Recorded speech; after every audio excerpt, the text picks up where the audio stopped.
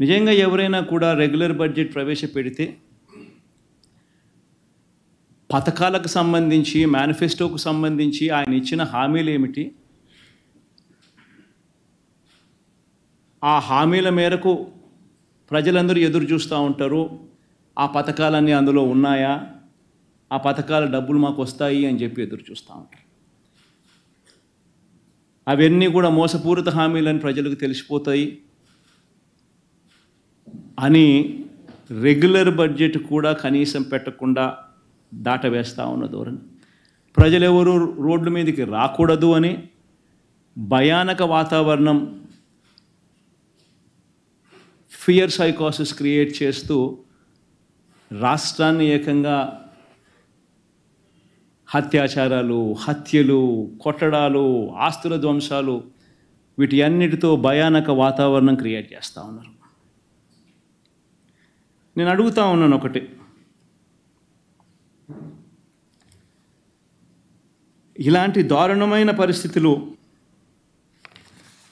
ఎలా ఉన్నాయి, ఎంత దారుణంగా ఉన్నాయి అని చెప్పి ఒకసారి గమనించాల్సిన అవసరం ఉంది. చంద్రబాబు నాయుడు గారు ఎప్పుడు కూడా ఆయన ఏ రోజైనా కూడా ఆయనకు ఒక మోడస్ ఆపరాండా ఉంటుంది. ఆ మోడస్ ఆపరాండా అనేది ఏంటంటే వంచనకు తోడు ఒక గోబెల్స్ సిద్ధాంతం, గోబెల్స్ ప్రచారం. తాను ఒక మనిషిని అప్రదిష్ట పాలు చేయాలనుకున్నా, తాను చెప్పిన మాటలన్నీ కూడా తాను తప్పాలనుకున్నా, ఒక మోడస్ ఆపరాండా అనేది తాను ఎప్పుడు కూడా ఫాలో అయ్యే కార్యక్రమం. ఆ మోడస్ ఆపరాండా ప్రకారం ముందుగానే తాను ఒక కథను సిద్ధం చేస్తాడు. ఆ కథను తాను చెబుతాడు. తన ఈనాడు, తన ఆంధ్రజ్యోతి, తన TV5 తనకు సంబంధించిన ఈ మీడియా సామ్రాజ్యాన్ని ఉపయోగించుకొని ఆ కథను ముమ్మరంగా ప్రచారం చేస్తారు. వరుసగా ఆ కథనాలే వచ్చేట్టుగా చేస్తారు. దాని మీద డిబేట్లు కూడా పెడతారు. మంత్రుల నుంచి కింద స్థాయి వరకు కూడా అయ్యే మాటలే మాట్లాడిస్తారు. మాట్లాడించిన తర్వాత ఆ డిబేట్లలో ఉన్న ఒపీనియన్స్ ఇచ్చే వాళ్ళందరూ కూడా వీళ్ళ మనుషులే, వాళ్ళు కూడా అవే ఒపీనియన్లు వచ్చేట్టుగా చేస్తారు. చేసి చివరికి ఏమంటారు, రాష్ట్రం క్లిష్ట పరిస్థితుల్లో ఉంది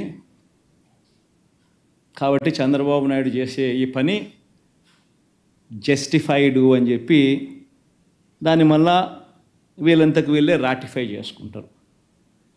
ఎగ్జాక్ట్గా ఈరోజు ఇదే జరుగుతూ ఉంది. చంద్రబాబు నాయుడు అనే వ్యక్తి ఈ మోడస్ ఆపరాండా సొంత మామ ఎన్టీ రామారావు గారిని వెన్నుపోటు పొడిచి ఆయన పార్టీని లాగేసుకున్నప్పుడు ఇదే మోడస్ ఆపరాండా. అప్పుడు పాపం లక్ష్మీపార్వతి గారిని నాశనం చేసేశారు. చంద్రబాబు నాయుడు గారు బీజేపీతో పోవాలనుకున్నప్పుడు ఇదే మోడస్ ఆపరాండా. బీజేపీని మళ్ళీ తన్నేటప్పుడు కూడా మళ్ళీ ఇదే మోడస్ ఆపరాండా. సిమిలర్లీ ఎన్నికలప్పుడు వాగ్దానాలు ఇచ్చేటప్పుడు ఇదే మోడస్ ఆపరాండా. ఎన్నికలలో వాగ్దానాలు ఎగరగొట్టేటప్పుడు కూడా మళ్ళీ ఇదే మోడస్ ఆపరాండా. ఈరోజు ఇదే మోడస్ ఆపరాండా మళ్ళీ కొనసాగుతూ ఉంది. ఈరోజు మొట్టమొదటిసారిగా ఈ మధ్యకాలంలో చంద్రబాబు నాయుడు గారు ఈ మోడస్ ఆపరాండాను ఇంప్లిమెంట్ చేస్తూ తాను ఈ మధ్యకాలంలో తాను మొదటి స్టోరీ ఈ మధ్యకాలంలో మనందరికీ కూడా బాగా పరిచయం చేసిన స్టోరీ, రాష్ట్రం ఆర్థికంగా ధ్వంసం అయిపోతూ ఉంది అన్న స్టోరీ.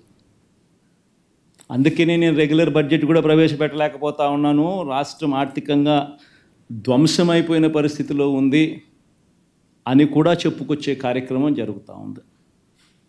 ఇవన్నీ కూడా మనం చూస్తూనే ఉన్నాం. ఈ మాదిరిగా నిజంగా రాష్ట్రం ఆర్థికంగా ధ్వంసం నిజంగానే అయిపోతూ ఉందా, అయ్యిందా అని ఒక్కసారి గమనిద్దాం. ఒకసారి నిజంగా మనం కూడా వాస్తవాలు కూడా ఒకసారి మన ద్వారా, ఎందుకనంటే ఇవన్నీ కూడా ఏమిటంటే సమస్య ఏంటంటే ఇవన్నీ కూడా ప్రజలకు తెలియాల్సిన అవసరం ఉంది, ప్రజలు ఆలోచన చేయాల్సిన అవసరం ఉంది. మరీ ముఖ్యంగా బాధ్యత కలిగిన విలేకరులుగా ఉన్న మీరు, బాధ్యత కలిగిన మీడియా హౌసెస్గా ఉన్న మీరు ప్రజల దగ్గరికి తీసుకొని పోవాల్సిన వాస్తవాలు కూడా ఇవన్నీ. నిజంగా ఒకసారి గమనిస్తే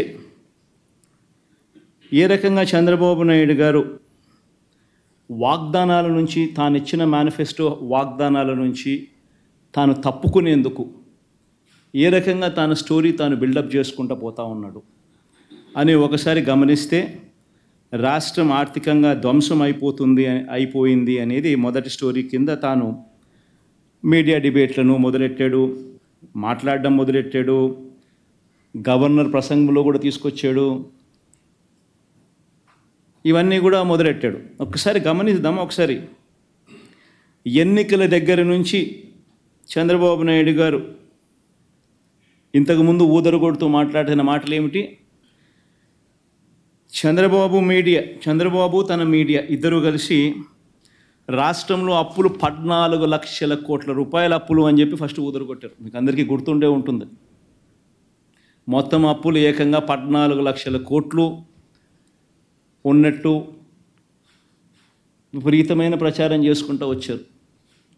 మొట్టమొదటగా ఒకవైపున 14 లక్షల కోట్ల అప్పులు ఉన్నాయని ఒకవైపున చెప్పుకుంటూనే మరోవైపున సూపర్ 6 అన్నారు, సూపర్ 7 అన్నారు, సూపర్ 10 అన్నారు. అవన్నీ మళ్ళీ సపరేట్గా వాటికి సంబంధించిన ప్రచారం మళ్ళీ సపరేట్గా ఇచ్చుకుంటూ వచ్చారు.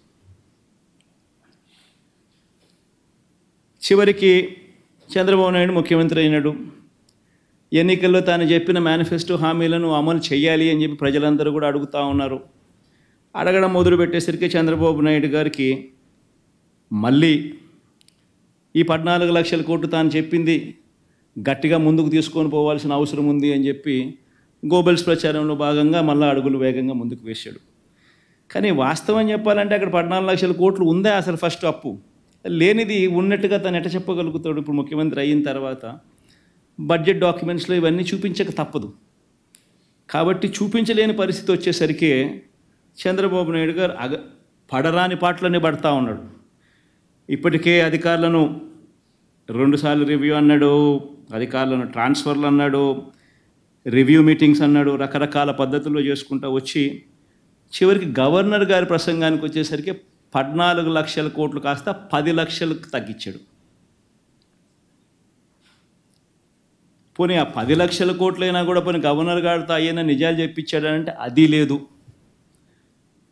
ఒకసారి నిజంగా రాష్ట్రంలో అప్పుల పరిస్థితి ఏమిటి అని చెప్పి ఒక్కసారి గమనిద్దాం. నేను చెప్పే డాక్యుమెంట్స్ అన్నీ కూడా ఆర్బీఐ, ఖాగ్, స్టేట్ బడ్జెట్ డాక్యుమెంట్స్ ఇవన్నీ. చంద్రబాబు నాయుడు అనే వ్యక్తి గవర్నర్ గారితో కూడా అబద్ధాలు చెప్పించాడు. వైట్ పేపర్స్తో మరీ దారుణమైన అబద్ధాలు ఆడుతూ ఉన్నాడు. బడ్జెట్ అనేది రెగ్యులర్గా ప్రవేశపెడితే రెగ్యులర్ బడ్జెట్లో వాల్యూమ్ 5 అండ్ వాల్యూమ్ 6లో ఇవన్నీ కూడా మెన్షన్ చేయక తప్పదు అని తెలిసి రెగ్యులర్ బడ్జెట్ కూడా ప్రవేశపెట్టుకోకుండా దాన్ని కూడా దాటేసే కార్యక్రమం జరుగుతూ ఉంది. ఒకసారి గమనిస్తే రెగ్యులర్ అప్పులు ఎంత ఉన్నాయని చెప్పి ఒకసారి గమనిస్తే నిజంగా ఈ డాక్యుమెంట్ ఒకసారి చూడాల్సిన అవసరం ఉంది.